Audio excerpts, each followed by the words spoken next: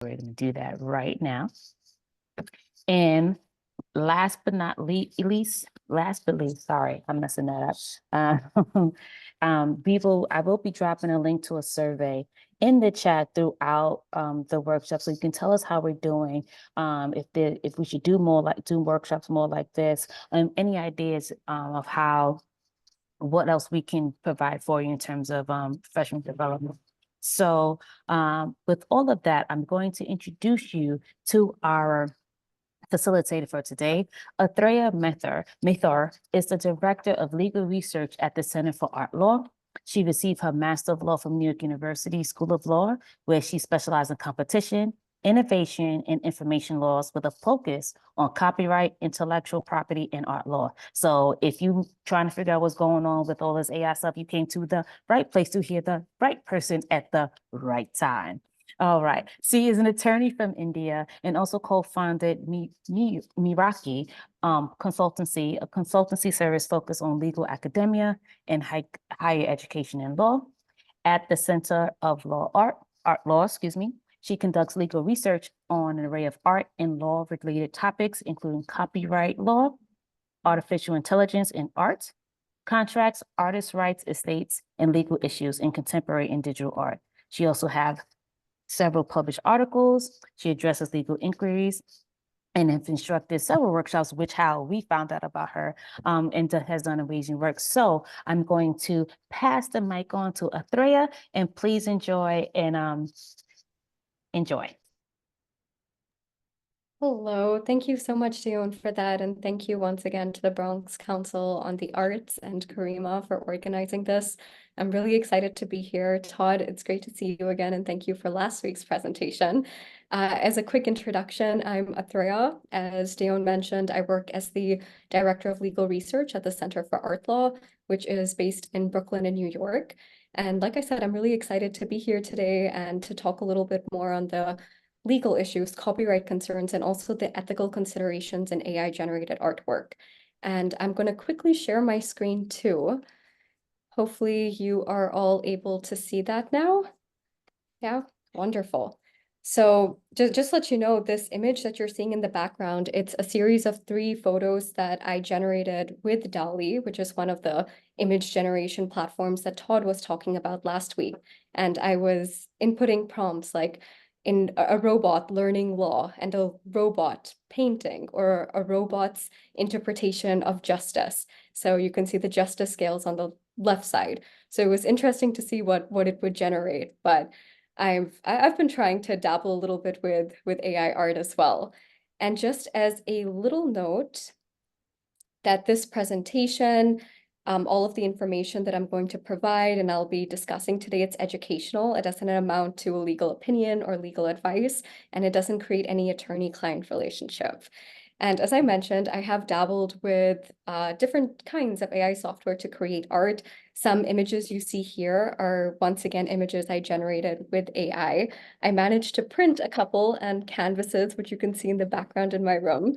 So I've been really testing a couple of things as well, curious about it all. And I can't say that I've been very successful. There's a reason I went to law school and not into art, but it has been very helpful in many, many ways. And sometimes I read very heavy articles which have more of a technological background or a lot of patent-related work, which I don't really practice, but I'm so curious about it. And I use ChatGPT, which is another AI platform, and I ask ChatGPT to explain it to me in the style of a high school teacher, so I'm able to understand it better. So it's interesting to see what all AI can do.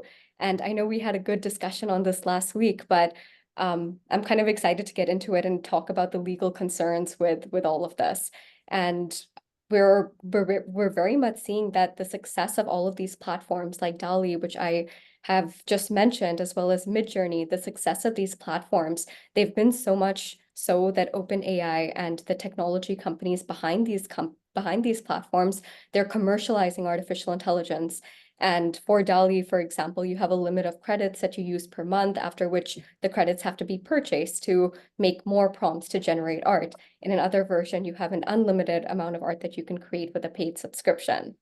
But once an AI-generated masterpiece is created, who's stopping someone from claiming it as their own and using it commercially, or preventing another person from using it? Who owns these AI generated images or these outputs? Is it the platform? Is it OpenAI, the technology company behind it? Is it the person who's writing the prompts, or is it nobody's at all? And there have been a lot of interesting exhibitions and just different works I've been seeing in New York. And something I had to mention, last month, I went to this program, and it was this exhibition of human collaborated artificial intelligence work. And I think this is a really interesting example to show what all AI is capable of and what it's been doing, especially related to art and creativity. And one of the things that really stood out was this poetry camera.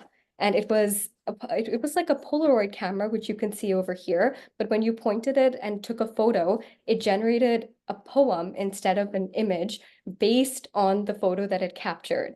So my friend and I were standing right over there with a couple of glasses of wine in our hands. And this is what it generated after taking the photo of the both of us. And I found it very interesting to think of, how was this poem created? Of course, which AI was used, but how did it learn this?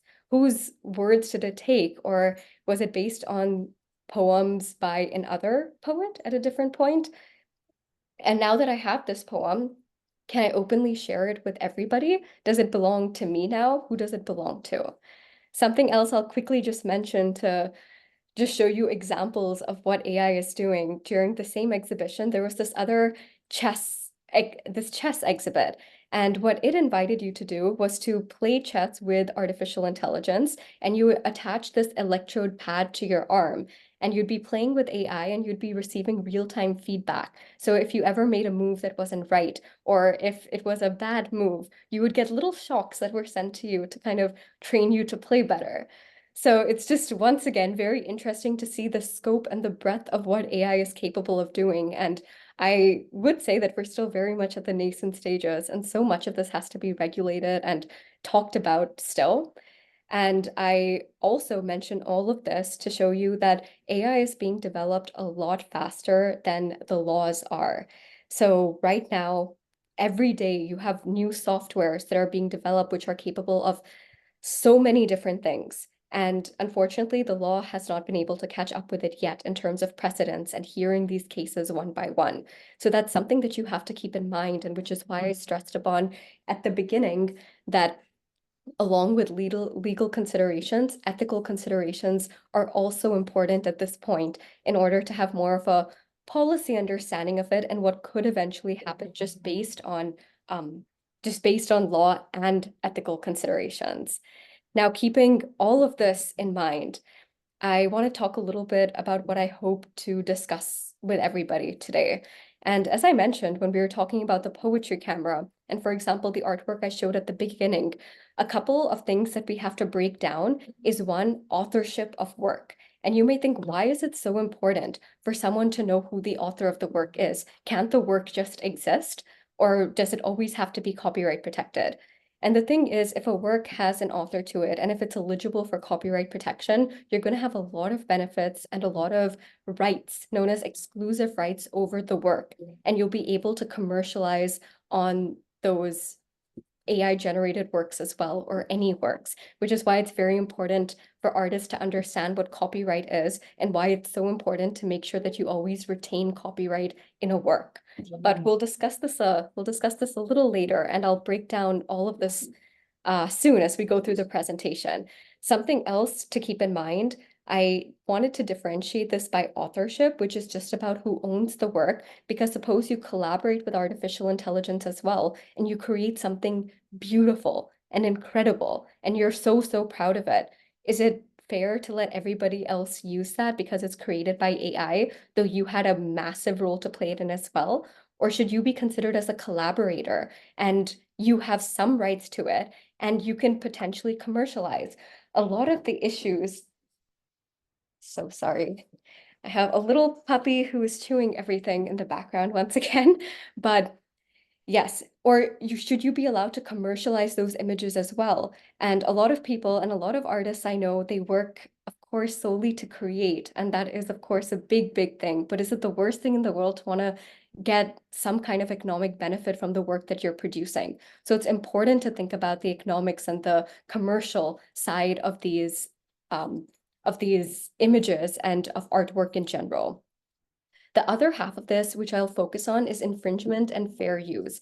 And the reason why this becomes important is because now you're creating continuously with artificial intelligence. You're producing works left, right, and center. But how are those platforms trained? Like I mentioned with the poetry camera, whose work do you think they're building off on? Those works are likely copyright protected works of artists, and those works likely belong to other people. So is it fair to use all of those works, and would that amount as infringement, or would the use be transformative because it's creating something different? And while if that is the case, if it is fair use and if it is transformative, is it ethical to be doing that, knowing that somebody else could replace all of the work an artist spent hours or days or months creating? So that's another point that we'll be discussing, and that kind of revolves more on data scraping and how these platforms are trained. A couple of other issues that we'll probably get into as the presentation progresses is once again rights of publicity and creating in the likeness of styles, or for example, data privacy and data retention. If you are creating with artificial intelligence and if you've added your own personal images to it, how long are those platforms allowed to keep your images? And if you've inputted your own artwork that you have taken, once again, months, weeks, days to draw, are you allowing the AI to train its software based on the artwork that you're inputting as well? Or more than that, you had a whole series of portraits that were being generated by Lensa AI, which once again, I'll get into. But if you're feeding your selfies and your images of yourself into the platform, is that good for you? Do you know what they're going to do with those images? How long do they store the images? Where can they be published? So these are another set of issues to think about. And we're hopefully going to see what can be done about all of this. What is the artist's perspective? What is the lawyer's perspective? What is the policy perspective? What is the best practices for tech companies, for big AI companies? And what should artists be thinking of right now? So I know this is already a lot and a lot of the things that we're hoping to discuss, but I feel the most important thing to understand before we really get into it is just a good overview of what copyright is. And like I mentioned earlier about authorship and ownership. So coming to what copyright is. So copyright, it's a form of intellectual property, which is protected by federal law. Now, intellectual property means a creation of the mind. It's property that you have made from your creativity, and that deserves to be protected.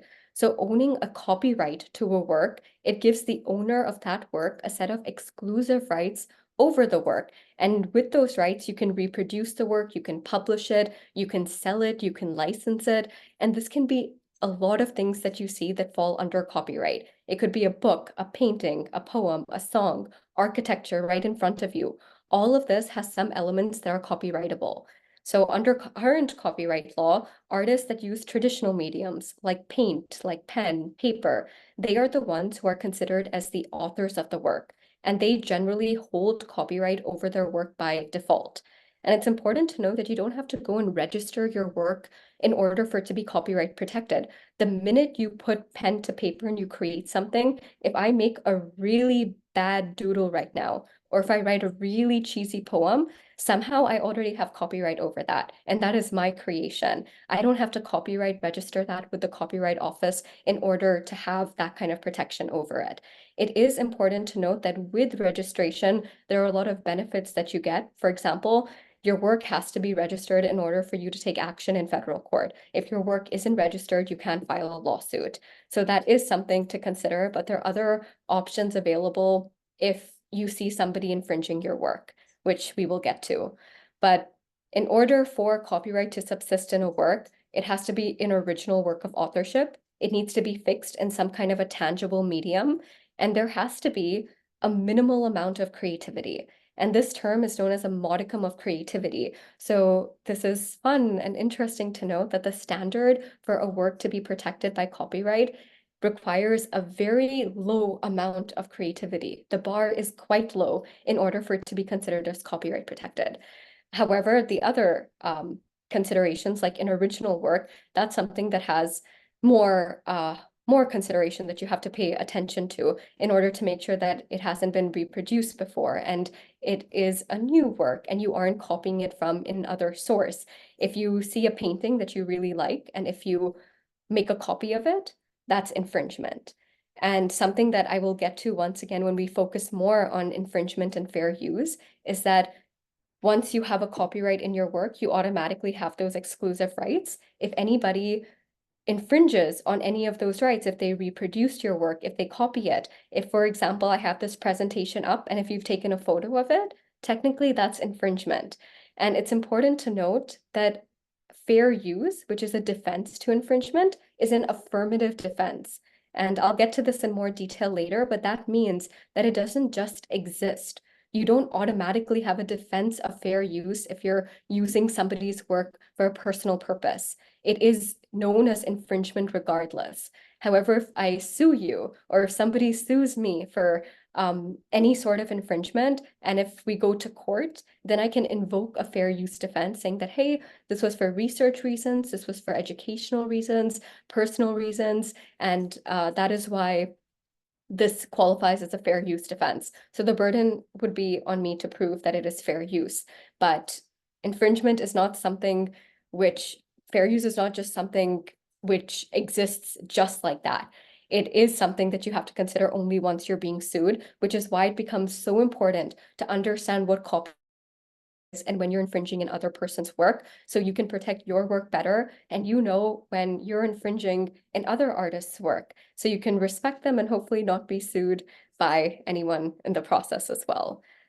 Now, copyright, it's a bundle of rights that's granted to the creator of the work. And as I mentioned, it becomes important to understand this because you then have all of the rights over it. But what we have been seeing from a lot of the cases or a lot of the letters of registration which have been sent to the Copyright Office in order to grant protection over work that's generated with artificial intelligence, it's a little different.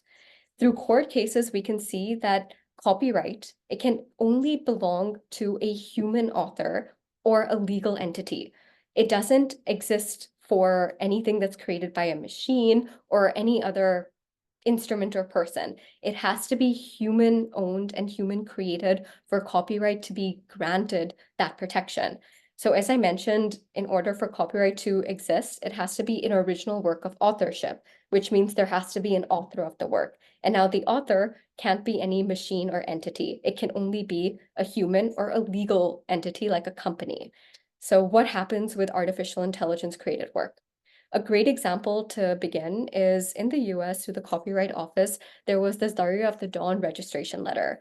And Zarya of the Dawn, in case you've heard of it before, it is a graphic novel that was created by an artist, Krish Kashanova, and it's kind of like a comic. So the artist wrote the writings and the script, and then also used artificial intelligence and the platform Midjourney to generate these images that you see.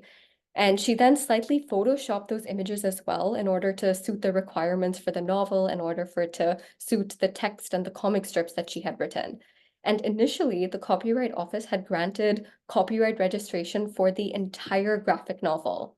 But later, they rescinded protection of those images, and that included these AI-generated images, and copyright protection was only granted to the human author for the work that she had created.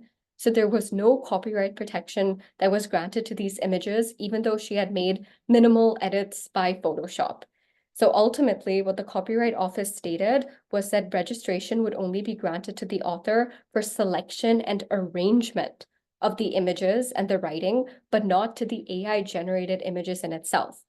So you can see at this stage, forget about any collaboration or co-authorship. The office is very hesitant to grant authorship or registration to any works that are generated by AI. So the images pretty much they remain unprotected unless they're part of some kind of a selection and arrangement. Something I do want to mention is that artists are incredible and they are smart and they are curious. And so what they're trying to do is test the law and to see what works and what doesn't work and how much of human creativity would be required for an image that both has artificial intelligence generated work, but also human created work. how much of human creativity is necessary for it to receive that kind of protection. So Chris Krasnova, who was the author of Zarya of the Dawn, also created Rose Enigma. And what she did is that she had already drawn with a pen a face with flowers on top. And after that, she used a text prompt specifying the work further. And she said that this is going to be a young woman, it's going to be a cyborg, and the style was hyper realistic and dramatic. And a lot of other inputs and prompts were included as well. And she had used stable diffusion in order to produce this image, which visually realized her mental conception. That was the aim of this. So we are waiting to hear whether or not this is going to be granted copyright registration or protection. And people are curious because while, of course, she had inputted her own artwork and the pen drawing that you can see on the left side in order to produce the image, the other parts and components of this image, it could also very well have used certain components that were part of other artworks and paintings that belong to different artists. And while right now that isn't addressed by law, it's an ethical consideration that you may have to keep in mind in order to see how these images are being generated, even with text prompts that can be detailed. So this is just another example of a letter that has gone to the Copyright Office, and we're yet to see whether this is going to be granted copyright protection from the office. Another example I would like to mention is Theater de Opera Spatial. And this is, you may have seen it, but there was a competition that was happening and people were invited to submit artwork. And ultimately this artwork won. It was created by Alan. And what happened here is that people and the judges for the competition didn't know it was AI generated. And ultimately when they found out it was AI generated, then they had, of course, told him that he cannot do that, and the prize and the award was withdrawn. And he tried to prove that he had really worked on the image, that while the base image was generated by artificial intelligence, everything that you see in that sphere and everything around it wasn't there. So he had used this image and he had built upon it. And he built it very detailed and very intricately and added his own stuff on top of the work generated by artificial intelligence, which was a very, very interesting way to create with artificial intelligence. But the Copyright Office wasn't too happy with that either, and no registration granted for this as well. But we're yet to see something that's going to be granted, though very recently an artist reached out to me and she was able to get copyright registration over works that were kind of inspired by artificial intelligence. And that's understandable because while artificial intelligence produces an image, if then the human artist, like what she did, created an oil painting and used panels and built upon it in that sense, it was a new work in itself. So it can be inspired by AI, but it was a work that was essentially generated by human creativity. And a lot of people have a lot of arguments, which we'll get into, that with artificial intelligence, that, hey, isn't that just the same? Aren't you inspired by the work of other people? And aren't you creating as well? Isn't that what humans have been doing all of this time too? So that is one of the considerations, but people are upset that you can mass produce these images at no cost and artists get no recognition or consent, which are issues we will slowly get into. But this is another decision by the Copyright Office that did not receive protection. And I want to quickly mention the case of Naruto, which you may have heard of as well, to reiterate what the Copyright Office's factors of consideration are in order for the work to be granted copyright protection and for the first factor of authorship to be met. So David Slater, who was a British wildlife photographer, he had set up this camera and he left the camera unattended. And a very handsome monkey named Naruto, he clicked the button while he was looking at the camera and he captured these selfies showing off his clearly very photogenic side. And following this, Slater had published a book featuring this selfie and other images as well that Naruto had taken. And in response to this, PETA, the People for Ethical Treatment of Animals, they filed a complaint against the publisher and against David Slater, the photographer, representing Naruto. And they argued that Naruto had a right to benefit from the copyright in these monkey selfies in the same manner and to the same extent as any other author. But the US Copyright Office did not agree to that, and they said they would refuse to register a claim if it determined that a human being did not create the work. And it also stated that it would exclude works that were produced by a machine or a mere mechanical process that operates randomly or automatically without any creative input or intervention from a human author. So now what's left to consider is, what is that enough input or intervention of a human author in the case of AI generated work? Clearly, just inputting prompts does not work. And maybe with the artwork inputted by the artist, what we had seen in Rose Enigma, maybe that will be granted copyright protection. And I really wish I could give you more answers on these, but unfortunately, right now there is no precedence, and we are waiting to hear from a lot of different cases, a lot of class actions, and from the Copyright Office on both authorship as well as infringement. But what we can see based on the following examples I gave you is that as of now, the Copyright Office has made these guidelines in order for copyright protection to be granted, and for an author to be considered as an author. So the first is, an author has to be a human. There's nothing else to it. The extent of creativity, which I discussed, that is debatable, but the author has to be human in order to receive that copyright protection. It also said that it's going to be done on a case-by-case basis. So it can't be a reproduction of just a machine, as mentioned in the previous case, and it has to include the author, the human author's original mental conception. So that's why in the case of Rose Enigma, they very clearly stated that this was the mental conception of Chris Casanova, and the lawyers are fairly confident that it'll be granted copyright protection. But like I said, we'll see how it goes. But there has to be original mental conception in order for copyright protection to be granted.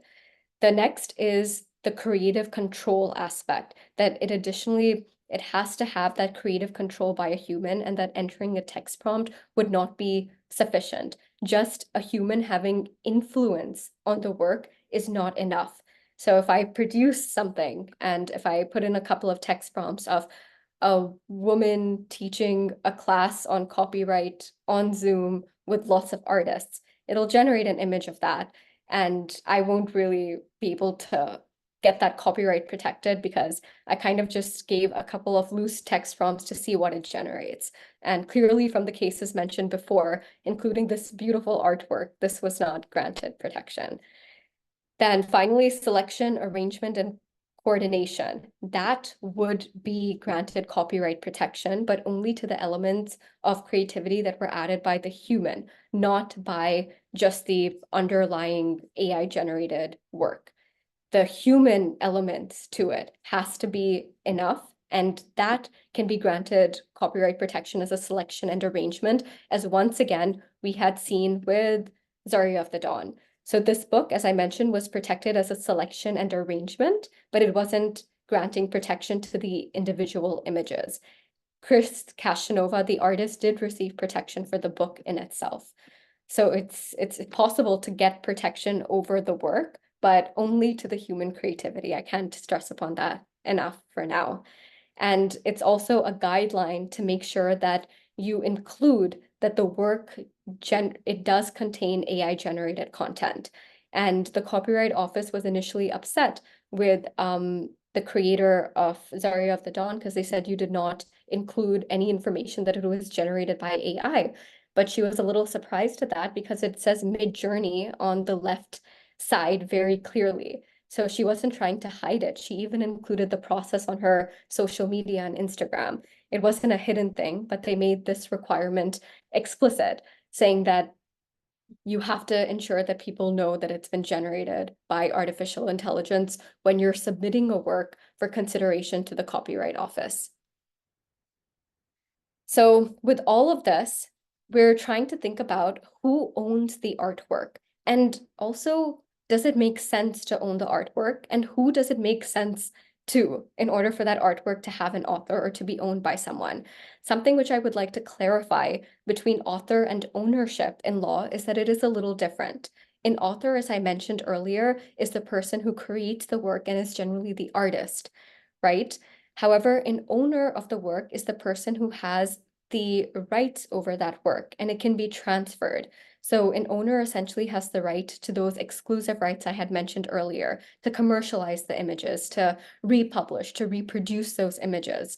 So you can have an artist who is creating work and beautiful work. You can have an artist who is writing books, but sometimes they're not the best people to bring it to the market. So you can license your work to another party who would have that license where they could potentially own the work as well in order for it to reach the right audience. So that's something that you have to keep in mind. But with AI generated work, who owns it? Someone who can probably be excluded from owning that work, which really does not make much sense, are the AI software companies in itself. So in another world, suppose authorship is granted to AI protected works, and you are allowed to have authorship over such AI generated works, companies wouldn't really benefit from co-owning the work at all. What would they get from it? Potentially, there could be more legal issues, there could be more lawsuits. Co-authorship would likely be between the human and the artificial intelligence rather than the company. Humans also may not be very keen to create and own works if they're co-authored or co-owned by big software companies. That could be more complicated, it could be more risky, and in a very personal view, that companies really wouldn't benefit from owning the work. They want to provide the platform and have users pay a subscription fee in order to use the artificial intelligence rather than worrying about who owns it and the legal issues. And that could potentially hinder their use or make them more concerned about any sort of legal ramifications. And something which kind of talks to this are the terms of use that these companies are including in their contracts on the website. So now you have a good idea of what copyright is. You know that AI generated works aren't granted copyright protection. You can collaborate with AI. You likely may not get any copyright authorship or protection out of it, but it could be protected as a selection and arrangement. But just because it isn't protected by copyright doesn't mean that there's nothing that you can do about it. And that's where contracts come in.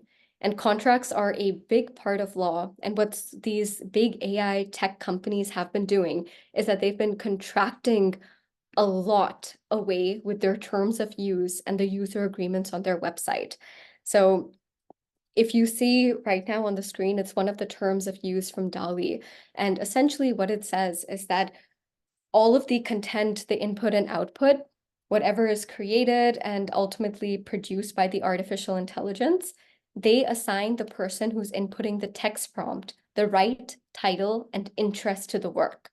They don't mention the copyright and intellectual property for different reasons, but you, as the text prompt inputter, have all the rights and liabilities to it, including the title and interest. And it also says, I'm not sure if it's on the screen right now, but it says that you can commercialize the images, which means that if I, for example, make a copy and make my own version of Klim's The Kiss.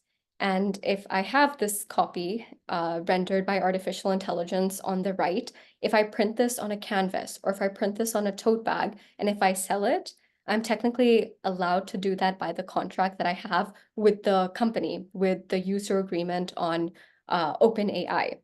They have given me the rights to commercialize these images. And along with that, they had also contracted away liability, which means that if a third party sues me for infringement, I would be the one who would be sued rather than the company in itself. And that was a big concern for, of course, people who are creating with this, because this is all very new and people don't really know how a lot of these images are sometimes being generated. And like I mentioned with data scraping and the training models about how or whose artwork is being inputted in order to create the works. Todd, do you have a question? I've got a ton of questions. Do you want me to wait till the end? It might be helpful. I Oh, have a wait. good chunk of time reserved for a All right, discussion perfect. and question answer session, but I'm hoping to get through a majority of this. Yeah, thank you. But yes, I also have the liability that comes with it. And it's interesting to think that as these terms have been updated recently, about a month ago, OpenAI and Google, they launched a copyright shield. So while you have these user agreements and you have these terms which transfer the right title and interest to you, now with the copyright shield, with a couple of these companies like Google and OpenAI are providing, it means that if you are sued for infringement by any third party for using their platform, they would cover the litigation costs. And that is a huge thing to cover. Copyright and intellectual property suits are expensive. There is a lot of money involved in them, and artists, especially emerging artists, don't have the funds to fight such cases. And with OpenAI and Google covering copyright costs for this, it was a big blow to artists who were worried about their work being fed into the software and with their likeness being reproduced. But this is just something to keep in mind, that you are technically, with the licensing agreement and with the terms of use and user agreement on these websites, you are allowed to commercialize these images and you technically own the interests to them. OpenAI and a lot of other companies, they do mention that other people could also be the owners of this. So they clearly make sure that you know that someone else could produce something very similar to your work. So while you have rights to this, other people will have rights to their work as well. And this isn't a very novel concept too. Just to compare this to something that you probably know of, photography. So photography, for example, you can have two photographers who take the photo of the same thing and both of them have equal protection over it. So that's just something you can keep in mind. It's a narrow scope of protection, but that protection exists nevertheless, and you have copyright over the photograph that you've taken. And these are a couple of other softwares and their user agreements and what they talk about when they try to mention ownership of work or copyright or any sort of intellectual property related issues. So OpenAI, you'll see that it doesn't mention copyright or intellectual property at all. Stable Diffusion, however, says that users retain all the rights, title, and interest, including intellectual property rights to the generated images. So that's something to just keep in mind depending on what platform you're using as well. And I know it's not the most exciting thing to do, but looking at the user agreement and knowing what you're agreeing to can sometimes be very, very helpful. And I know today I am focusing on copyright and intellectual property related issues, but it's even more important with data privacy and protection, which is a whole other issue. And at least the benefit about that is that those laws are being developed and policies are being developed by the government, which is why I won't really go into it, but it is something to keep in mind.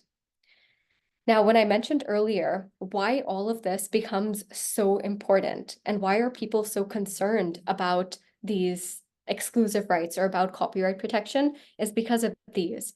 When you have copyright over your work, these are the rights that you have over that work as well. And you can create derivatives of the work. You can make copies of the work. You can distribute it. You can perform it.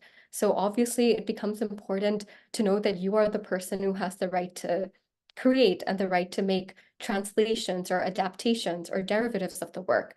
And a lot of cases that we can talk about, just for example, with exclusive rights and maybe derivative works, for example, which means that it's new work that's created on the basis of original work, which is already protected by copyright. Common examples are when you're adapting a book into a movie. Obviously, the author is the one who has the right to do that, and they have to license their right to someone else in order for it to be created. So there was a huge issue with J.K. Rowling, for example, who is the author of Harry Potter. There was a dictionary known as Lexicon that was created by a fan, and it essentially compiled all of the terms that were used throughout the Harry Potter series to make it more of a manual for Harry Potter fans to understand what the work was about. And J.K. Rowling did not like that. And she was the one who had the right to create a derivative, to create a dictionary based on her work. So ultimately, that's what the courts held as well, that as an author and as an artist, that right to make derivatives and to create new work based on your work that already exists lies with the original artist and the original author. So that brings us to this portion. And the reason why I mentioned that right before is infringement or fair use. When do you know that your work is infringing on the work of another artist? And when do you think that it becomes fair use? Now, there is a really great artist who you may have heard of. His name is Greg Rutkowski, and he's a digital artist. People really loved his work, and he hated artificial intelligence, and he was very upset because everyone was creating work in his style, and they were enjoying it, they were liking it, and he did not like to see his work generated the way it was being massively produced. And when I went to that event, which I mentioned earlier, where we had the poetry camera and the chess and the AI chess game, I had seen this AI photo booth and it had a list of prompts that were there. And one of them that I noticed was in the style of Greg Rutkowski. And I was like, oh my goodness, after all of the articles he published and how he had very vocalized the fact that he did not want his work to be inputted into these platforms, it was still there. And it was at this random event in New York that I had visited. So it was just interesting to see that it's very difficult to stop what's happening. And that's something that you have to keep in mind, that when your work is out there, it can be out there and it can be used for many, many purposes.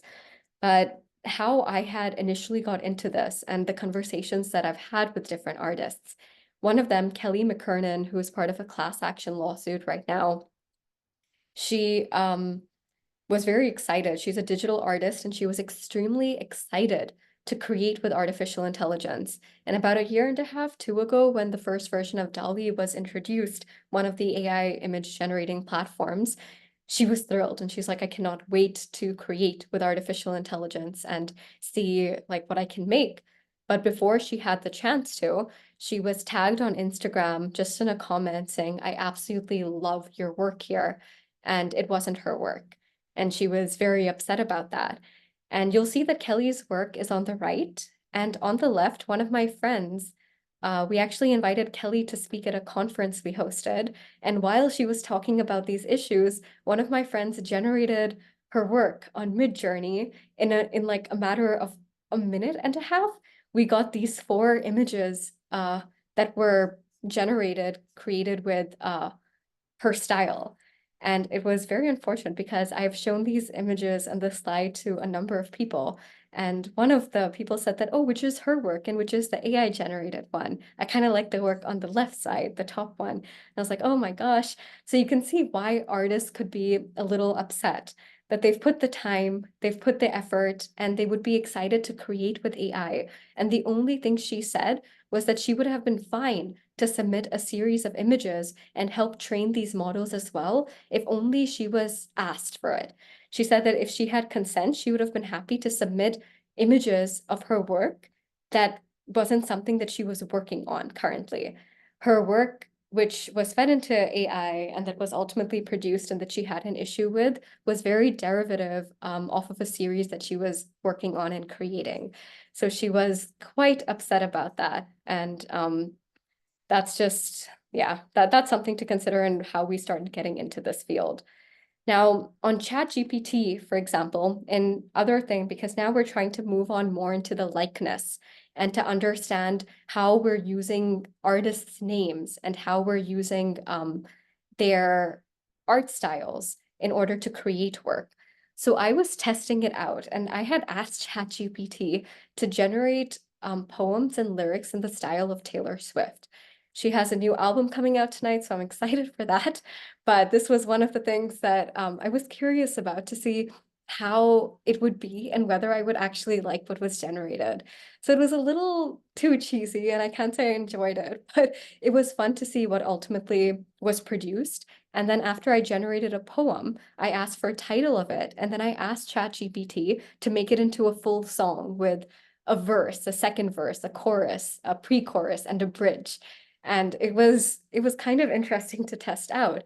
And then I asked ChatGPT to imagine what the music video would look like and what the album artwork would look like. And they gave me some ideas.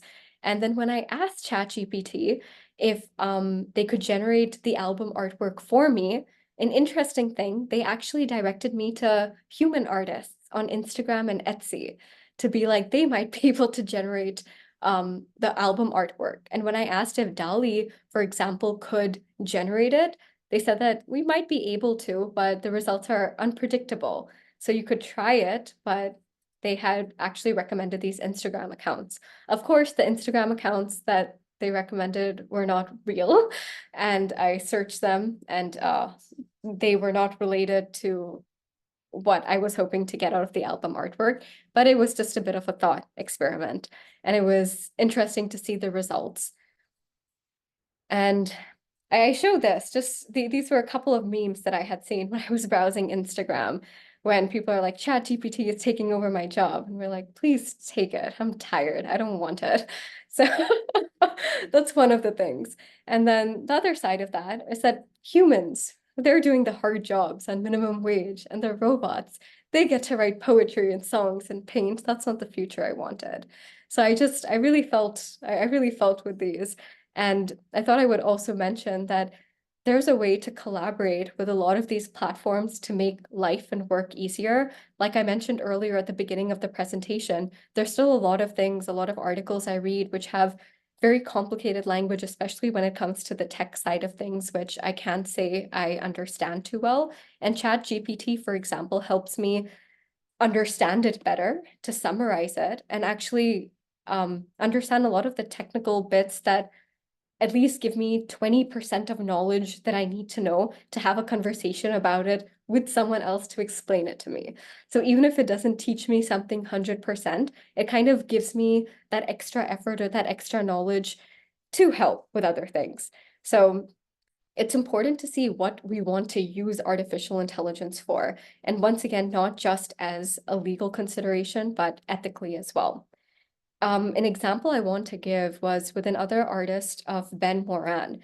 And what happened with him is that he had created a bunch of artworks. He's a digital artist, and they were all part of this Reddit community, the subreddit, which was meant for artists. And he was banned from that Reddit community. And the reason was that his work looked like it had been generated by artificial intelligence. And Ben Moran got very upset with that, saying that I can send you the PSD files. I created this. And the whole point of that Reddit community, that subreddit, was actually to protect human artists. And it was to ensure that no artificial intelligence generated work was in the chat, and that people were only allowed to share work which was created by them and by humans. So he tried to appeal the banning of his account, and what the moderators of the subreddit said is that, well, it doesn't matter. Even if you painted it yourself, it's so obviously an AI prompted design.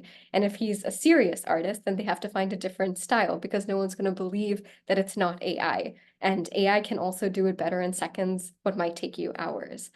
So he was shocked, of course, to read the response to this.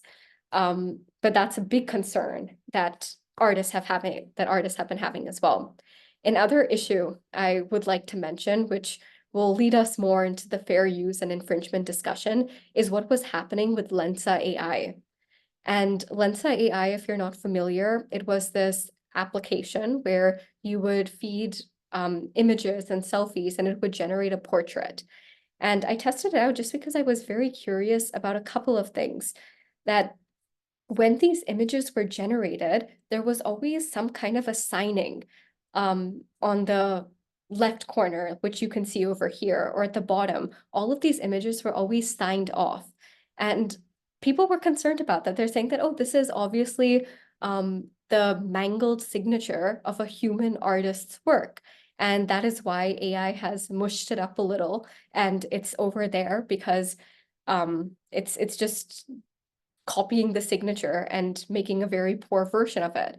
But the other side of the argument was that, has anyone been able to identify whose signatures these are? Because they haven't been. So it's like, has AI learned that a lot of these portraits have a signature? and it's generating a signature just because it thinks that's what it should be doing.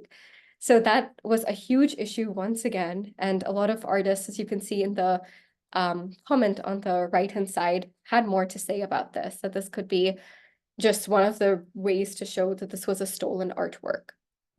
So coming back to the issue then of fair use or infringement. So as I was mentioning earlier, infringement is when one of these exclusive rights of yours are violated. And when an exclusive right of yours is violated as a copyright holder, that's when you have an actionable claim against another entity for violating one of these rights. So when you have a copyright and you own the work, and if somebody else has made a copy of your work or has prepared like a derivative of your work, like what we were mentioning in the case of Kelly McKernan, she felt that the works that were generated were a derivative of a series that she was creating.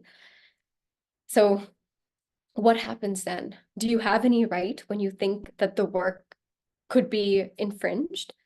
This is a complicated question for many and multiple reasons. So one of the biggest things, which maybe I should have mentioned earlier when we were talking about copyright, is that in copyright, an expression is protected. An idea is not protected. So if you're thinking of something, that is not granted any copyright protection. It has to be expressed on a tangible medium of expression in order for it to be granted that copyright protection. So just an idea that, hey, I was going to create a series of works like that, just as a note that that won't be granted protection. You already have to have something written down or something drafted or planned out in order for it to receive that copyright protection. So what happens to all of these artists' work? And for example, Kelly McKernan's image on the right, that is copyright protected, and then it's being fed into AI. A lot of the softwares, like for example, Lensa AI, which you saw over here, a lot of these softwares, they use Lion 5B, which is one of the ways of data scraping, and it includes images across the internet. And on a study, it was found out that a lot of these images were included from Pinterest, from blogs, from social media, from just the general internet. So a lot of these images, which were likely granted copyright protection and that are protected, were taken, scraped from the internet, and fed into the AI in order to produce these images. Now, it's important to note that for this to happen and for this data scraping that took place, the work has to be copied. Now, what we're seeing, and once again, I wish I could give you more direct answers, but unfortunately I can't. What we're seeing is that a lot of times it's the URL and the text that's copied. And the reason why this is complicated and frustrating is because of a case with Google. Now, Google had an image, they had an issue, and there was a infringement suit, which was because of the thumbnail images that you could see when you click Google Images. And whenever, if you Google something and if you click images, you see all of those tiny little thumbnail images. And essentially there was a lawsuit filed against Google saying that, hey, you can't display my image, that's copyright infringement. But ultimately Google won the case because it didn't copy the image, it copied the URL and the texts. It copied the URL codes, which means that the image in itself was not copied, and those thumbnails were absolutely fine. And they were also low resolution, and it linked to the actual page. So ultimately, that was not copyright infringement. And a lot of what we're seeing in data scraping is the same issue, is the images in itself are not directly reproduced. And that's why if you have been reading about the various class actions and lawsuits that are being filed, it's increasingly difficult to find instances of infringement.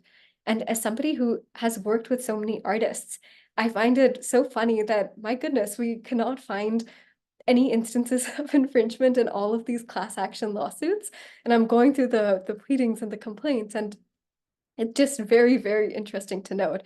There's a new New York Times lawsuit, which will be fun to see how it plays out. But they're trying to see how they can find these instances of infringement for a lot of their articles. But we'll see how that goes. So then that comes the next issue. If these work it's to be decided that whether this is infringement or whether it's not infringement. I think that's the first step. If the images are somewhere being directly copied, and if these works are being copied into some kind of a database, there could be some claim for direct infringement. But it's difficult to find where these images are being located, where these images are being copied, and to find the location of the work. So that's something to consider. Now, suppose even if there is infringement, and if you're able to find that Kelly McKernan's work has been fed into AI, there are a lot of platforms where you can, like haveibeentrained.com, you can see, you're able to see where your work has been fed in, and you're able to see if your work has been fed in. And you have that, and that's actually been admissible evidence in court to use haveibeentrained.com to show that your work has been fed into AI. So that was an interesting development in one of the class action lawsuits. So that's a good place to search for whether your work is being used for AI training purposes. But even if it is infringement, what these companies are arguing is that it is fair use. Now, the reason they're arguing this, and as I mentioned, fair use is an affirmative defense, and it grants permission to somebody to use the work for a number of reasons. And it's usually for educational purposes, for nonprofit uses, for personal, for research uses as well. So for a lot of the lawsuits, OpenAI has stated that the work is fair use, that it's been used for education, for research and training. But apart from that, one of the biggest considerations in fair use is whether the work has transformed. And that's one of the factors that is given a lot of attention and a lot of heed, that whether this work has been transformative enough. So it's anyone's guess to say that whether you think this work was done by the same artist or whether it's transformed enough to be generated by artificial intelligence and be considered as fair use. But when this work, if it is transformative enough, and if it goes through the 4-factor test, which, like I mentioned, includes whether it includes something different, something new, if it's changed the meaning of an original artwork. The reason why this is being so heavily contested and contended is that people are saying, and they're arguing, that artificial intelligence can't comment on the work, that it's not transformative because there's no social commentary, it's just being produced mechanically. And those are a lot of the arguments that we're seeing. One of the biggest examples of what is considered fair use, and I'm sorry, I don't have a slide for that, is Blank versus Coons. And maybe you can pull up that page on your web browser now and see the images of what I'm referring to.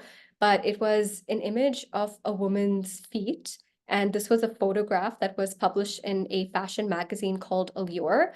And it was a picture of a woman's feet, and she was adorned in glittery Gucci sandals and nail polish. And the feet were reclining on a man's lap in what appeared to be a first-class airplane cabin.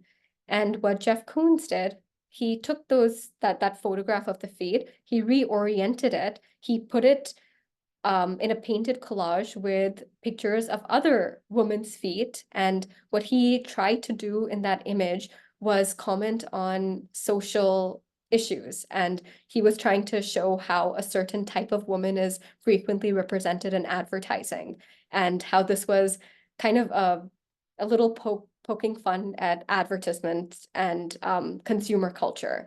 And that was considered transformative because it added something new and made people think about the original artwork. Another great example of what is considered as transformative is another example of what's considered transformative is parodies. And you're actually really allowed to use a whole, like a large chunk of a work in order to comment on it or to make a parody of it, because in order for work to be made fun of, or in order to poke fun of it, you have to know what the work is in the first place. So for example, you'll have all of those very slapstick comedy movies, like Scary Movie, or there was Twilight, and there was some vampire suck that was created as a parody version of that movie. So it had to copy enough of the characters and enough of the storyline in order for it to comment on it. But with artificial intelligence generated images, there's no real creativity behind it. Ultimately, the human artist, the person who is creating the work, they're the ones who have to input the text prompts, and there's really no creative input coming from the artificial intelligence side or from the AI tech company side at all. It's still the person who's inputting the text prompts. So it's yet to be seen if this is actually considered as transformative enough in order for that to happen. Now I'll quickly go into the right of publicity. And when, for example, you had seen the ChatGPT text of me talking to ChatGPT about reproducing lyrics in the style of Taylor Swift, just let you know that that is both wrong and unethical. And it was for pure research reasons, which is why I did it. But a lot of other things that we're seeing where people are using celebrities in order to endorse campaigns, in order to distribute fake news, in order to promote products, but they're also using it for very interesting purposes to show how Hollywood celebrities will look on their spiritual tour to India. So people are curious about the use of AI and what's happening, but what does this mean for people's faces and for their likeness? And if, for example, Todd last week had mentioned Tom Cruise and how all of these deep fakes are being used. It's very difficult to tell who is real and who isn't real, and who actually, do all of these celebrities have a right? Is there something that exists in order to protect them from this happening? And there is. The thing is, it is state-wise, and in California and New York, you do have the right of publicity and you have private rights. And the right of publicity is essentially protecting the likeness of a person. And so if somebody else uses that likeness or that image of a person, for example, for a video game, there was a huge thing where Paris Hilton and Lindsay Lohan were used in video games, and they were very upset because they are the ones who have a right to control how their identity is used for commercial uses. So celebrities can pursue legal action against that person who's created that AI generated content if they have used their likeness for commercial gain. Similarly, privacy rights exist. So if the AI generated content, it violates the privacy by using that manner, which intrudes on their social life, their personal life, or it exploits their image without any consent, then once again, they can sue for invasion of privacy. We are seeing a couple of cases like this, but a lot of times celebrities like Tom Hanks over here just really didn't want to go through the legal process of it, but just said that he had seen himself on this toothpaste and this dental promotion advertisement, and he's like, that is not me, so just please be aware of who is creating this. And obviously those companies that are generating this, they are liable and they likely have been sued. A lot of this will be out of court private negotiations and settlements, which is a different thing, but that's what's happening right now. Another important thing, you can see I'm clearly using too many Taylor Swift examples. Apologies for that. But with AI generated music, what is happening with that? Once again, are you allowed to use it? This is once again a new area. And Todd was showing us how easy it could be to create some sounds and to create some create music with AI platforms. And if you are a famous artist and if you're very well known, of course, it's easier because you can always tell your audience and you can tell your listeners that, hey, I did not create that. And the reason why this would probably work well for bigger artists and bigger celebrities when, for example, an album leaks or if there's something of that sort and celebrities request their listeners to not listen to it and wait until it actually comes out, they tend to oblige. But what happens to younger artists and emerging artists? And if they've created something and just through the Instagram algorithm, their work becomes kind of popular, very quickly it can be taken from them and whole albums can be generated based on what they produce. It's important to note that once again, this isn't a completely novel issue. And take it into consideration of general copyright concerns and general issues that we see with artists. For example, these big brands like Zara, H&M, Etsy, not Etsy, H&M, Zara, and Shein, what do? Sometimes they see the designs of smaller artists and they steal them and they post them and they create works that are based on the work of smaller artists. So these issues aren't completely novel in the sense, but it's difficult to address these because once again, you have to find proof that their work was stolen, it was used, that they had seen the work beforehand. And it's difficult to gather all of this, especially for younger and emerging artists, because the cost of these suits and this litigation can be very, very high. So there are definitely best practices that you can do right now, because honestly, at this point, we're still waiting to see what happens with a lot of these cases. Charlie Puth has filed a lawsuit. Other artists don't seem to mind as much, but they're upset about this happening. I'll keep you posted once these cases are actually decided and what we hear, but that's why it's important to understand the ethical considerations too. That while you are using these, understand that the law, like I mentioned, is not completely caught up with this and it'll take time. So know what you're getting into, know the kind of user agreements that you're signing to. Just because something is available to the public doesn't mean that it isn't protected. A lot of people tend not to understand this, especially in the age of social media. If you have an account and if you post your work, if you post something on social media, does that mean that it's free for all to use? The answer is no. It's not free for all to use.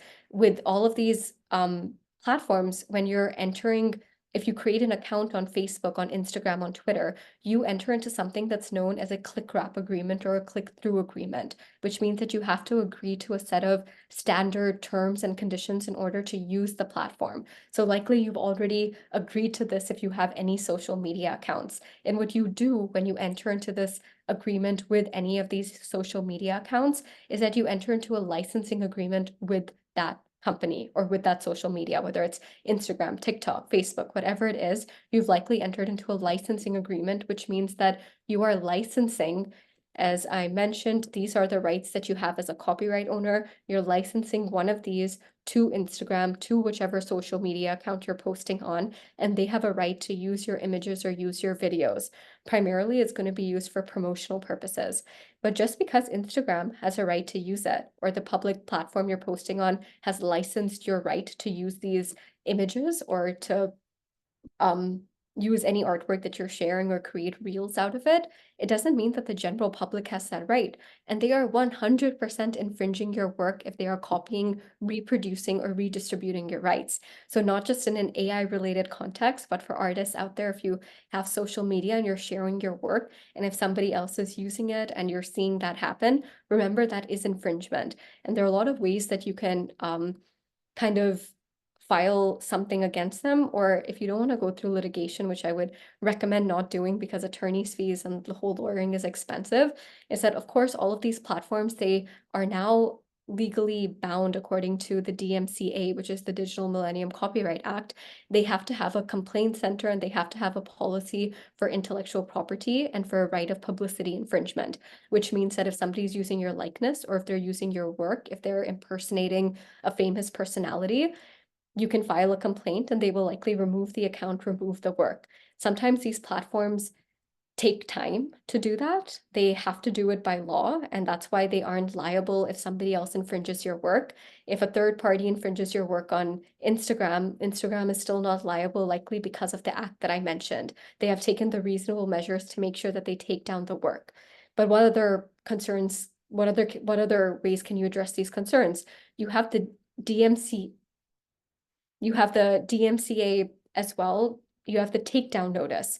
And this allows you to file a DMCA takedown request without any lawyer, without any hard work. You can file a request and immediately that work is removed. So it's kind of a temporary solution in order to make sure that if you found your work and you're really upset that it's being used by somebody else, you can file that DMCA takedown notice, which does not have to do with copyright registration at all. It's just if you see that's your work and you want it removed, and it'll be taken down. And if the person who posted it has an issue with that, they are going to file a request to have it back up, and then you'll get into it. A lot of times on social media, what I've seen is that it can be solved amicably, and people aren't aware that they're infringing other people's rights. People think that if you include a disclaimer, or if you include credit saying, hey, this belongs to this, disclaimer, this isn't my work, that absolves you of liability. It doesn't.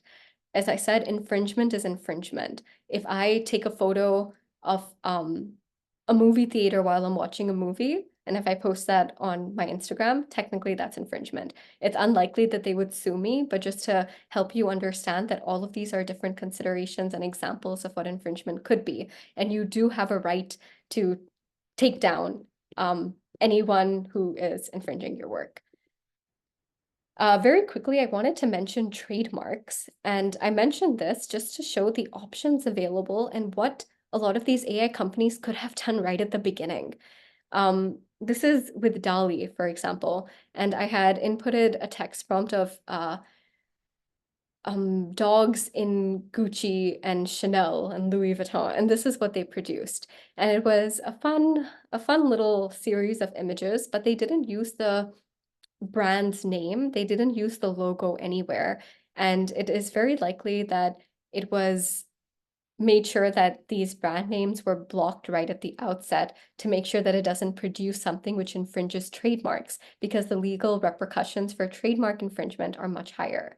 So for various reasons, I wasn't able to get the brand names or their logos when I asked for them specifically on DALL-E, which is a good thing. But this is just on one platform. On other platforms, they were shamelessly reproducing them. But this is the kind of scope that you have for making sure that AI tech companies have that responsibility and that they can have these provisions in order to make sure that things are done in a more fair and ethical way. But what does all of this mean? So can anybody create with AI and not receive protection for their work? Is this mass infringement of pre-existing works? But what would be the value of AI generated content? How do you balance creativity with economic rights? And a big question is, ultimately, do artists want to protect their work? Do they want to collaborate with AI that has enough human creativity in order to protect the work? How do you create value? How do you have rights over it? And if everybody creates, then why would they buy artists' work?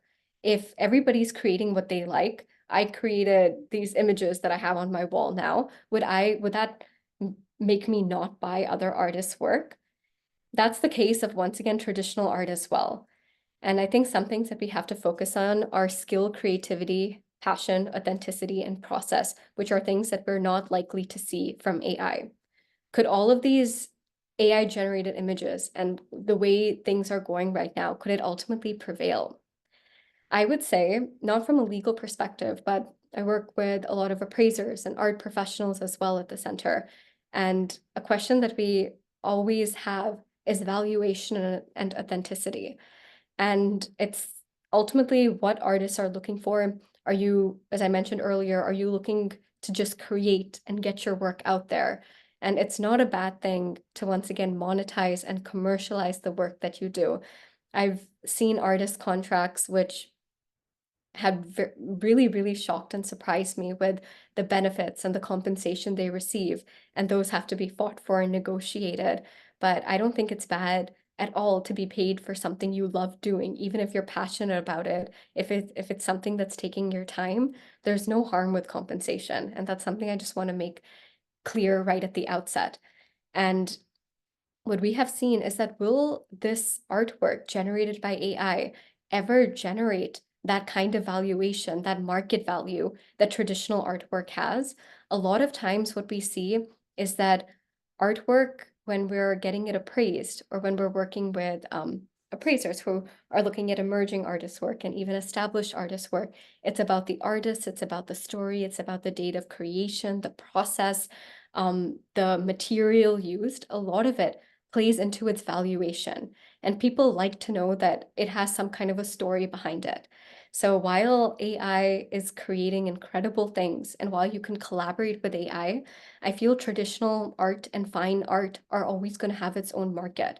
What is concerning, and that what we're seeing, is that artists have a fear that their work might ultimately be replaced. And for example, the portraits, if you could generate so many portraits, and it takes a while for an artist to generate it. And if you can keep tweaking portraits into something that you really love, why would you not take that? Why would you not have it AI generated? Because once again, there is definitely something special just from what we've seen so far in valuation and appraisal of human generated work and creativity. And I generated those portraits, but I can't say I love them or I'm very fond of them.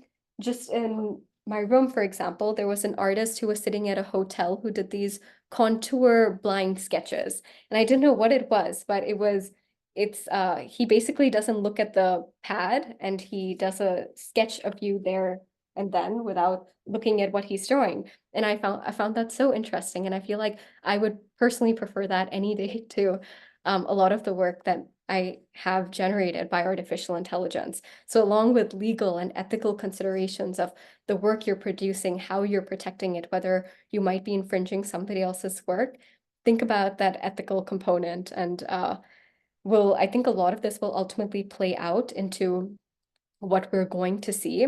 Right now, best practices have been at least discussed. And I think what we are going to see is the Copyright Office once again issuing guidelines. And we've had different acts, like for example, in the UK and Europe, which are being passed for AI. We're yet to see something in the US which is similar. But a couple of best considerations for these AI and tech companies, which they're now implementing. And the reason why I feel that this could be a good first step is because they are doing this voluntarily without anybody imposing it on them. They are now including opt-in, opt-out provisions, which means that if an artist sees that their work has been fed into their AI system, artists have a chance to opt out of it. And of course, the burden is once again still on the artist to find whether their work is being infringed and fed in. So it is frustrating, but at least they have that option. On other softwares, you're no longer allowed to create in the likeness of certain artists. You're no longer allowed to create in the likeness of living artists, which are good first steps. But these are with the big AI companies. And now, whether we like it or not, a million tiny AI companies have come up as well, and they don't have the same regulations and they don't have the same control as, let's say, OpenAI or Google. So these bigger these bigger tech AI companies, they are able to have these measures and to include these best practices of making sure that from now there's some kind of an opt-out mechanism. Of course, an opt-in mechanism where artists can actually decide that, hey, I wouldn't mind my work being fed into here. That would be, of course, best case scenario, but it's not going to happen. Opt-out is probably the best we can hope for. There should other best practices is informed consent, data protection, exclusivity, making sure that the consent they give is revocable. And if they want to remove it at a time, they're allowed to do it. That there should once again be no replication of artist styles, like what we were seeing with Greg Redwowski, with Kelly McKernan. That needs to be prohibited. And if they could implement these blocks for trademark infringement and trademark protection, it is possible for them to do it in time with more copyright related concerns as well. What about for artists? What's the best practices for them?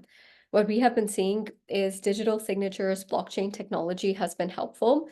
Right now, if you're collaborating with AI and if you've created some really cool work and you really want to make sure people know that it's yours, that's great. And while you won't be able to get it copyright protected at this stage, you can try, but if you don't, a lot of people are using blockchain technology in order to register their work on the blockchain.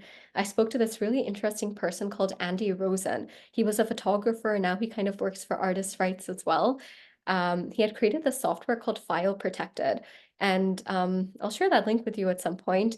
But if you had registered for the services and if you use the hashtag file protected, it would automatically register your work on the blockchain to show ownership and to show the process of creation, which was great. Now, mind you, ownership and copyright ownership and authorship are different, but with this, you're at least able to see when the work was created, who created it, which AI platform was used, which is very, very helpful. So having those digital signatures and considering blockchain technology could be a good way for digital artists and artists who are wanting to collaborate with AI to show that, hey, I did create this work and it does have some value in it because I went through all of this in order to produce it. Another important thing for artists who are worried about their work being fed into these platforms is always provide a low resolution preview of your work. And whether it's on Instagram or your website, never provide the full high definition version, because if those images are used, they can reproduce that very, very beautifully, and you don't want that. Using low resolution would still hopefully help in making sure that the work that's generated isn't so similar to yours in case it is fed in. A very interesting thing, which I'll quickly mention, is Night Shield. And I'm not sure if you've heard of it, but it's a data poisoning tool. And it's essentially, to very simply explain this, is that it tricks the software into believing that data is one thing when it's actually another thing. So if you have an image, an artwork of a dog, it'll trick the software into thinking that that image is of a cat. So when it's fed in, you'll never be able to reproduce that image because you've poisoned that data and the code to make sure that it tricks it to be something else. So that could be one of the things to consider. A lot of these are still in development stages. The FTC, the Federal Trade Commission, they are also really looking into monopoly of these AI companies and what's happening in that sphere. They came up with this really insane process called algorithm disgorgement. I'm not sure if that's something you've heard of, but essentially it's completely removing all of the data and all of the work that's been carried out by these software companies and making them start from scratch. And I feel like that isn't completely what we want. And data poisoning, Night Shield is probably a better option than algorithm disgorgement at this point, because while we have all of these legal and ethical concerns, you saw some of the incredible things that AI is capable of. And I would like to say that the purpose of copyright, the purpose of intellectual property, is actually defined in the Constitution of the United States. And the purpose of intellectual property and copyright is to promote the progress of science and the arts, along with economic rights. So that's why you only have copyright protection for the lifetime of an artist plus 70 years. And you have works that enter into the public domain. You have only expressions protected, not ideas. My favorite example is always with rom-coms, like a grand gesture, boombox, or an airport chase scene. You don't want to have copyright protection over that so that you can allow other people to create and build on that. Otherwise, God forbid, we'd have to watch one rom-com for our whole lives. But we don't want that. We want people to create more and build on work and comment on it. And like I said, promote science and the progress of arts, which is what the Constitution states. Refik Anadol's work, which is one of the first digital works to be acquired by the Museum of Modern Art in New York. It's beautiful. It's incredible. I've visited 4 times, and every time I'm there, it's different work and it's gorgeous and inviting. And this was created with the help of artificial intelligence. And what Refik Anadol does is that he reimagines a lot of the works that are in MoMA's archive. And I think that's an incredible way of existing works and to create it in a contemporary landscape. But I will stop with that. I'm sorry, I know that that was a long, long presentation, but hopefully it wasn't too dry with the bits of legal talk. But I mention it in the way that I do because I think law can be very exciting and it can be very helpful, especially for creatives. And there's so many things happening around you, whether it's food that you're eating, the recipes, the menu, like I mentioned, architecture in front of you, design, all of this has legal components to it. So I'm hoping everybody is a little happier with talking more about law and legal consequences. But hopefully I haven't left you with too many questions about artificial intelligence. I know there's a lot more to talk about, and I could go on, but I'm excited to hear what you have to say and begin answering some of the questions. And I know, Todd, you've been ready for a while. Oh dear God. You are brilliant. You are fantastic. This was absolutely incredible. I'm not a lawyer, but this was incredibly thorough. You absolutely hit a major home run here. And so thank you for this. I want to debate you on all of this stuff for hours. Um, I've got so many comments. I know I'm not going to be able to get through them all, but I do feel as though I love how you explained the difference between the ownership and the copyright. Like I can own the image, I just don't have a copyright to it. One thing, like if I create an image on Midjourney and it shows up anywhere, okay, or even if I create it in Stable Diffusion on my own computer and I use that image on a t-shirt, or I posted it, I printed out, you can take that image and you can monetize it.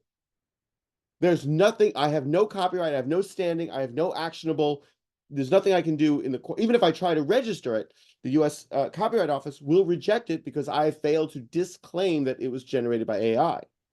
That's Now, correct. and as part of the litigation, you would, because you'd be the defendant in this case, you would question that this looks like it was generated by AI. I want a copy of all Todd's internet traffic.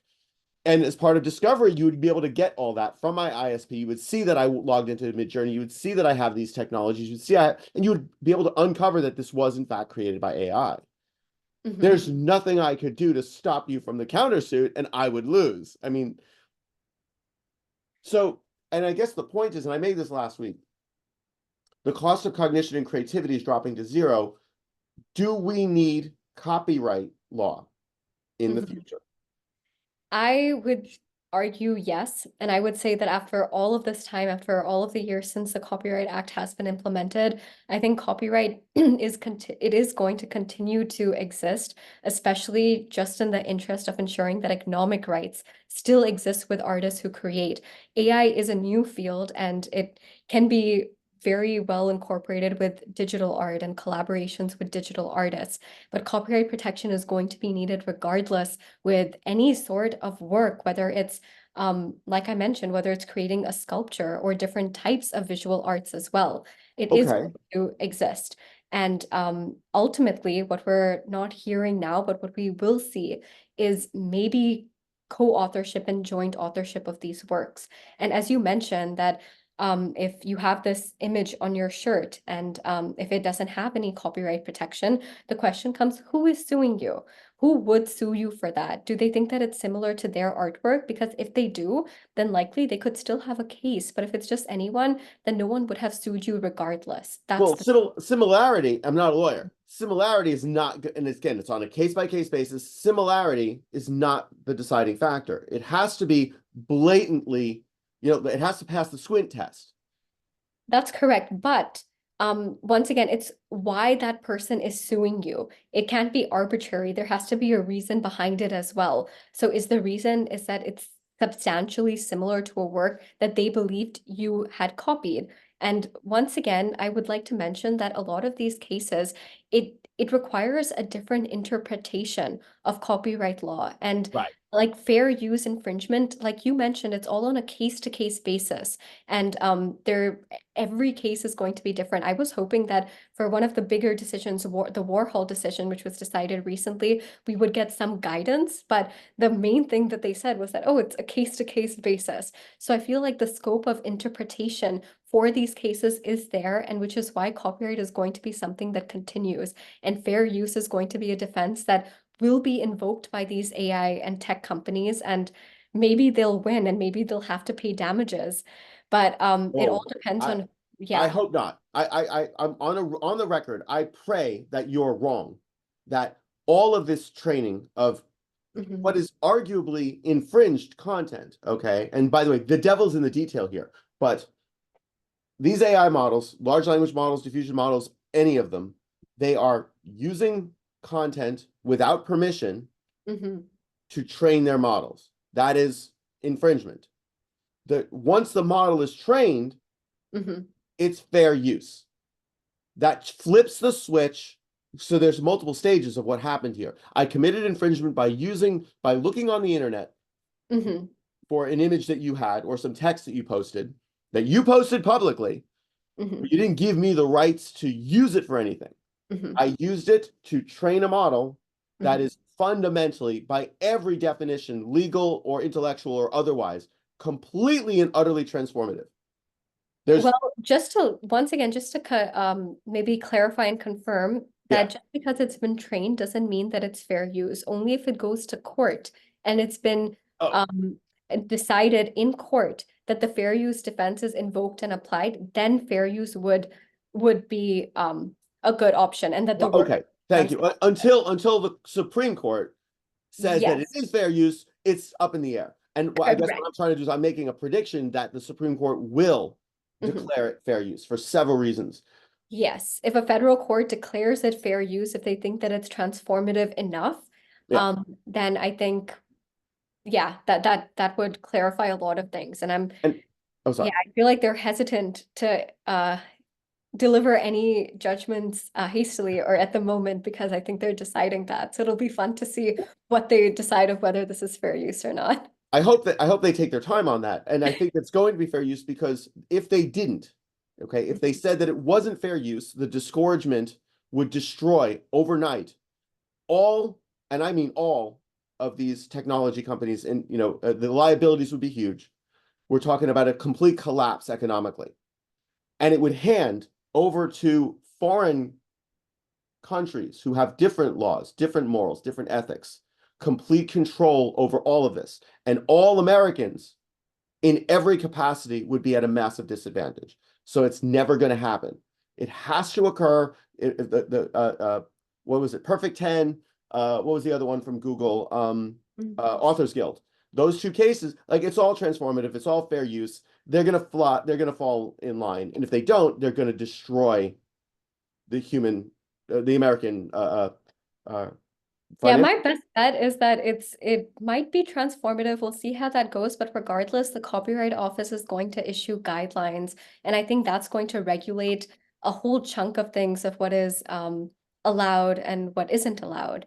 And I think with that, then the courts will have more leeway to decide cases as fair use or not, and make sure that once again, the constitutional approach of copyright is upheld and that technology science is still in progress and that's not going to be hindered So because those guidelines that they just posted, or they recently posted, they say that the artists are supposed to disclaim AI generated or mechanical generated components. Mhm. How are you addressing that? Are you the one who's asking the artists like, okay, give me different layers in Photoshop so that, this layer, this component was, or are you circling this portion of the image? It's In, quite in simple. So in the copyright registration form, when you're registering a work with the Copyright Office, there is just a disclaimer of how the work was created and generated, and you mentioned the model. So as I mentioned, um, one of the artists who I was talking about who managed to get her work copyright protected by work that was it included AI generated work and inspired by AI. She did disclose that.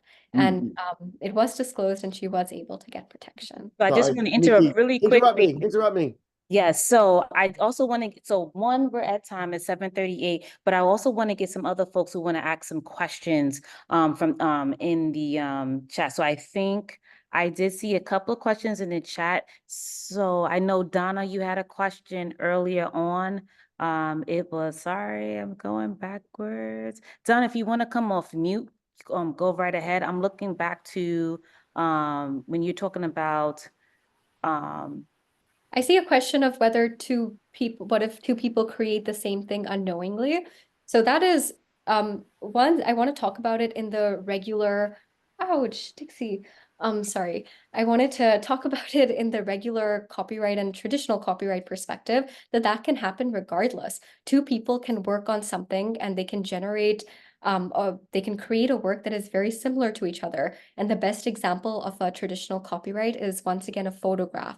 If two people take a photo of a footballer winning goal or of a waterfall or of a dog biting someone's feet, if you take a photo of that, you own the copyright to that photograph. If two people take the same photo, they both own copyright to their own individual photographs. So similarly, if two people have created AI images that are very similar and they look the same, with the user agreement on OpenAI, which I had shown you, it clearly mentions that, hey, two people can create this, and that's kind of an issue for you. So what these AI companies are doing is that they're evading that liability and that concern, and they're contracting away all of those rights and interests to you. And I want to stress upon the fact that just because something isn't protected with copyright right now, contracts are playing a really big role. So contracts are the things right now that are allowing you to own these images. They're the ones that are saying that, hey, you have the liability if you're creating this. And that's something that you should keep in mind, that just because this isn't copyright protected, that doesn't mean you can't be sued. If the contract is breached, that's a material breach of contract, and you can very likely be liable and sued on the basis of that. So if two people create the same work, in a general copyright scenario, both of them are granted copyright protection for the work that's created, as long as they didn't base it off of the other person's work, or they knowingly didn't do it. And in an AI generated context right now, nothing is going to be protected. But in the future, if it is, it'll be more complicated, but it would likely be on the user agreements rather than up for the courts to decide if two people create it. And that's what the AI tech companies have been doing right now. Sorry, I hope that answered it. And sorry once again if this leads to more questions. Also want to jump in. I think Shazad, are you still on? You had a question in the chat. What if we use the acknowledgement line for the image? Is it okay? Like being a designer, I usually download images from unsplash.com and write the name of owner. So maybe we can use same way for AI generated. So Shazad, if you want to come off mute, go right ahead. I just want to make sure your question get answered. Yeah, sure, right. You are absolutely. My question was that if I'm using the image from unsplash.com and I show the credit, is it okay?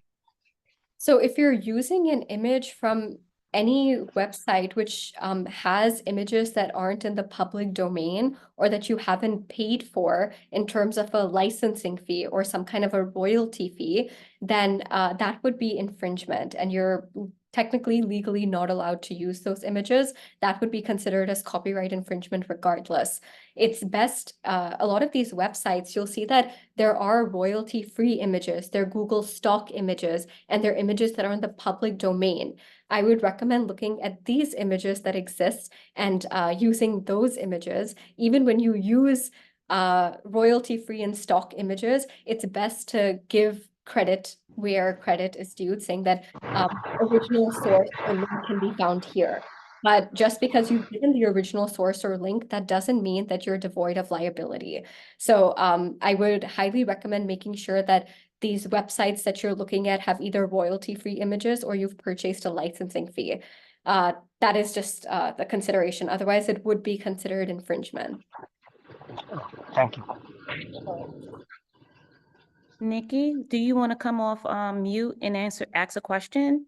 I know we're going off time, so if you need to go, definitely go ahead, but please make sure you fill out the survey for us. Like I said, if you have to go, we get it, but a 3 is okay to stay on for maybe 5 more minutes to answer questions. Is that okay? That's absolutely fine. Okay. So Nikki, do you want to come off mute and ask any questions, or anyone else? So it sounds like to me that the companies are, if I create an image, then I'm going to be liable potentially if things turn out that way. Yes, very well. I would say that for, personal private research, research uses, like for example, having these images in the background, just for personal purposes, it's very unlikely that somebody is going to come after you and sue you. But for commercializing the images, especially for, let's say, advertisements, promotion, or any paid commercializations, or just copying the likeness of celebrities, like what I was mentioning earlier, that could lead to liability. And people are excited to create. I would say that if you are going to use any AI created images, add something to it. Add some human element to it, add human creativity to it. And an example of what one of the artists did, as I mentioned, took an AI image, but added like oil paints to it and other things to it. Right now, Photoshop, that doesn't qualify, but if you add more human creativity, that would definitely better your chances, and you could potentially use those images now itself and document the process of how you created it and talk about how you added your own inputs to it. I would say at this stage, if you're creating with artificial intelligence, document everything, the thought process, the creativity, what platforms you're using, all of the text prompts, the changes you've made. And ultimately, that'll be very, very helpful. That was the other question I was going to ask. If I'm writing a very detailed prompt because I have a vision of the image that I want to create, I would think that that would make it more, do you know what I mean? Less, Yeah, I guess, unfortunately, less copied, you know what I mean? But I don't know. right now, like what I can tell you just from what we've heard so far with the Copyright Office, is that a detailed prompt, no matter how detailed, it has not amounted to copyright registration or protection. So that is something you may want to keep in mind, that just a prompt, even if it's super, super detailed, unfortunately, that is not going to grant protection. The other example of the artist who inputted her artwork first and then a detailed prompt, and this is where we're yet to see how this faces with the Copyright Office, but that stands a better chance. So it's about adding more elements to it. Right now, just influencing the AI with text prompts is unfortunately not sufficient enough. And I completely know where you're coming from, because when I was creating these works, I was so excited. And I messaged my friends saying, hey, guys, look what I made. They're like, Athira, you did not make that. Of course you didn't. I'm like, okay, fine. It was artificial intelligence. But just those prompts, unfortunately, do not grant me any protection or ownership over the images. And what if I alter it digitally? Did you say that doesn't count either? So if I dropped it into Photoshop or Illustrator or whatever, Yes. that means no as Yeah, well? so right now, Photoshop, what one of the artists did is that she edited those AI generated images with Photoshop. And you know what? I will, oh no, it's not open again.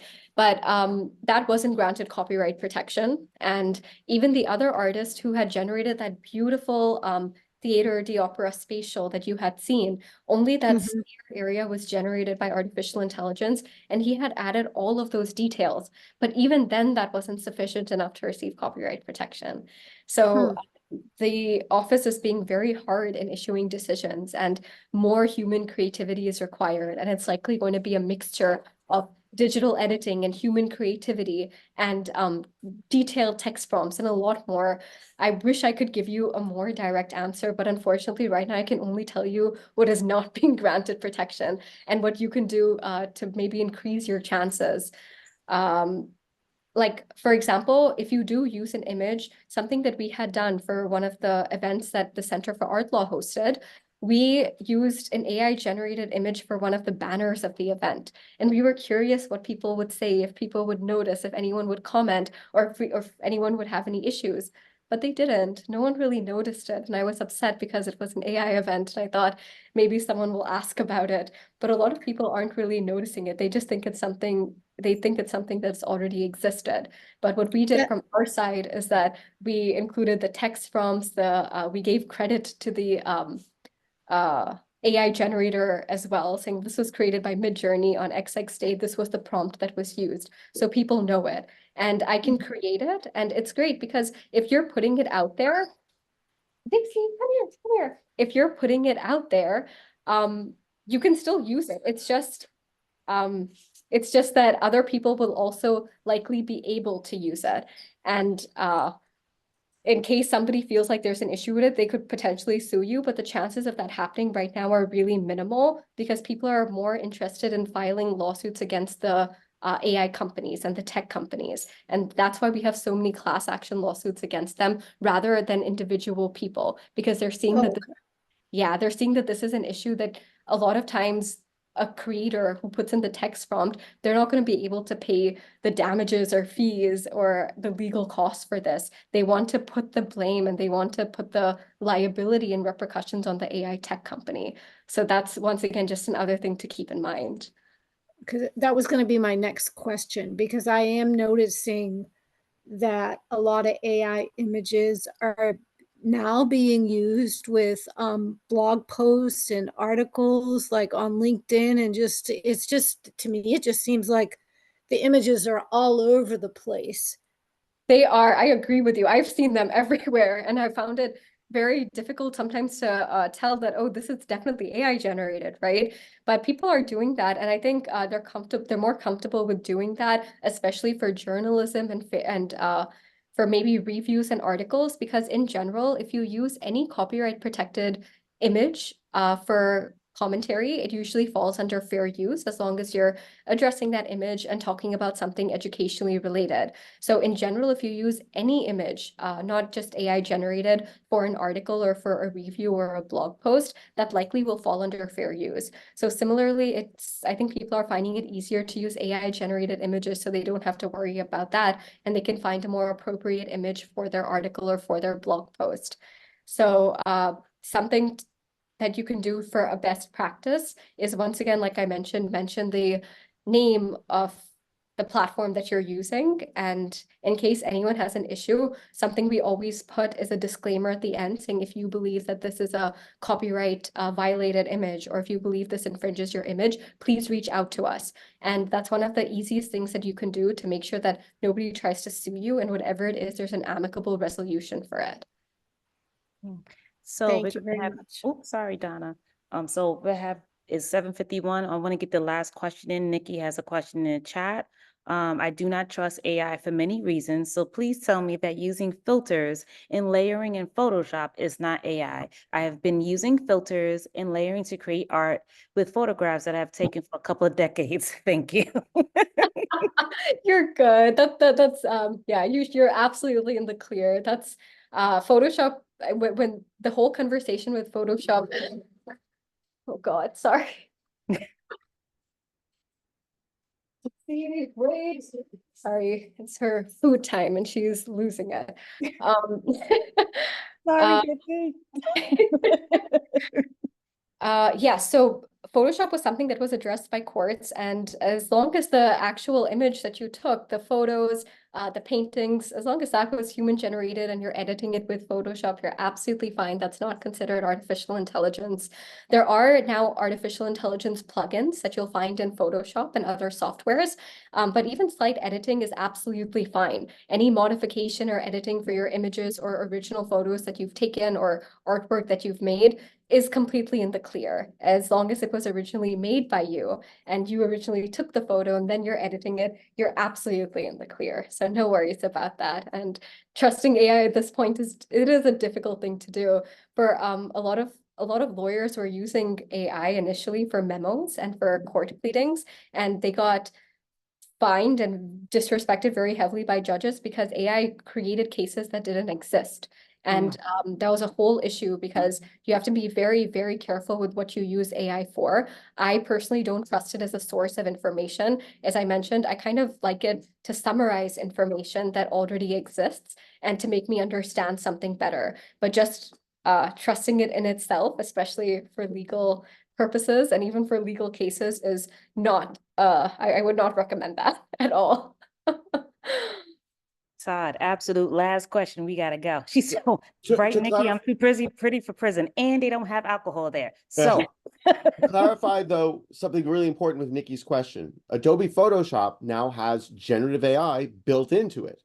So if you use the Adobe Firefly generative AI tools, even in a layer in Adobe Photoshop, that layer has to be disclaimed by the Copyright Office. So there's a subtlety there. So Atreya, you said that it's okay, but it's really not. And it depends on how you're using the tool.